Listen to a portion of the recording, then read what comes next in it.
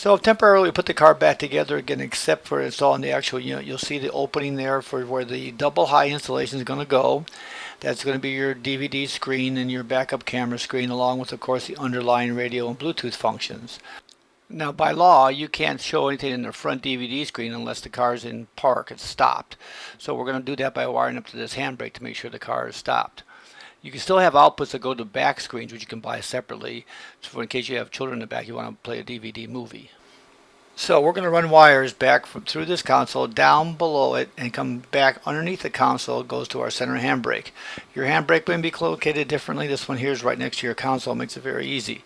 Besides monitoring that and making sure that our handbrake's on before the DVD screen will be allowed to come on, we're also going to make sure that the camera knows when to turn on.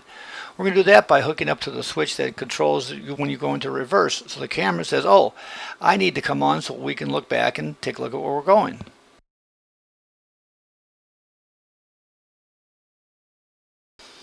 So this is the center console for the Honda, and this should work for most brake systems, that once you remove something near the center console or wherever your brake is, there's a switch that tells the car that the brake's on.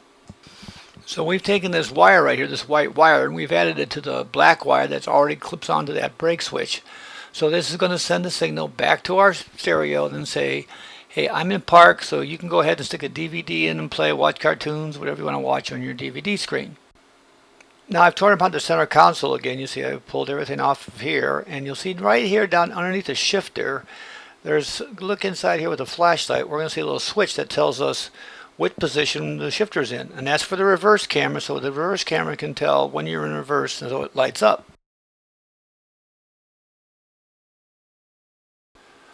So I got it back together again to show what it looks like, but you're going to put it in here. You only have two connectors basically. You're going to have to hook up your stereo and your power connector. That's one connector right there that you've already put together with your wiring harness.